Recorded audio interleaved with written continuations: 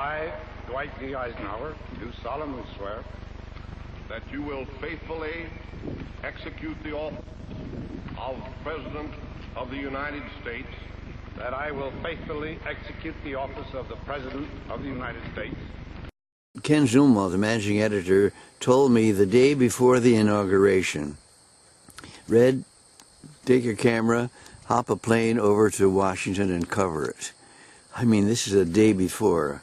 So I fly all night long in a DC-6 to Keflavik and then on down to Washington. And Captain Tafe had said he would have credentials for me. So I get to the airport in Washington and there's nobody there but a note to call him. So I called him and he said, Red, all I got you is I got you a seat in the bleachers up there on Pennsylvania Avenue. And I think, oh, that's the end of the world. So I said, can you pick me up and drop me off at the Capitol building? He said, okay. So he did. And then I have no credentials to get in there. Then people are going through this control. So I just started taking pictures and I back through the control. Now I get in there and all the White House press is sitting up there and the photographer's way beyond them. So I go up there where the White House press is and I start taking pictures of the front row of the journalists. Then I get their names, they want to know who I am. Then I told them about the Eisenhower picture, and then they do a story on me.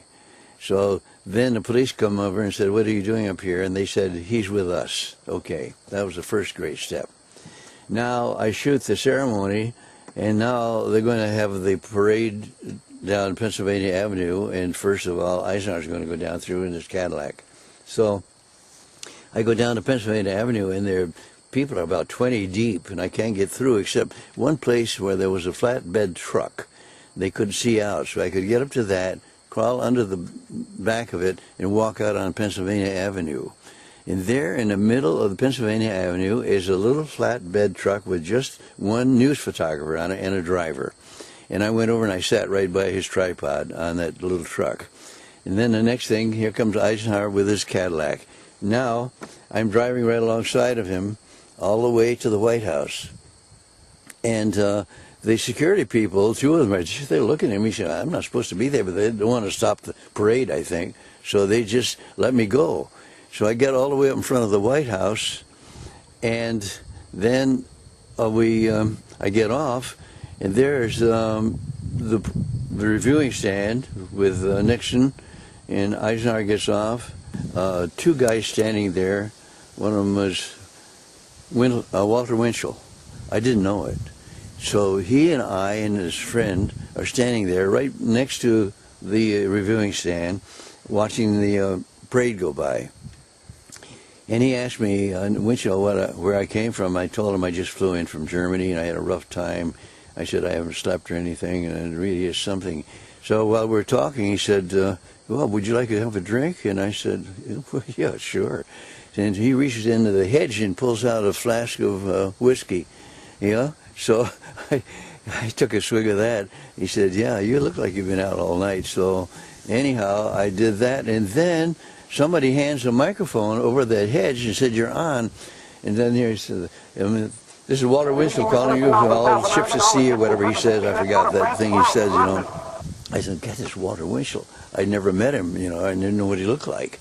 So I took his picture. Then the police come over, and the press way on the other side of Pennsylvania Avenue wanted to know what I'm doing there.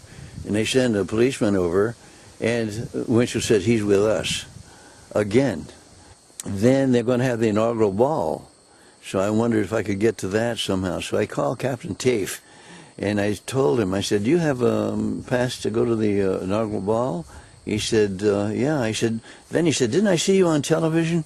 And I said, yeah. I said, how'd you get there? Well, it's a long story, but I'll tell you what. I'll forgive you for giving me that seat on the bleachers if you'll let me borrow your pass just for an hour. And so he said, okay, sure, I'll meet you there. So I went in, took pictures of everything in the ball. I danced with one of the dignitaries' daughters there and stuff like that. And for an hour, I was in there. Then I came out and turned back into a pumpkin and went back to Germany.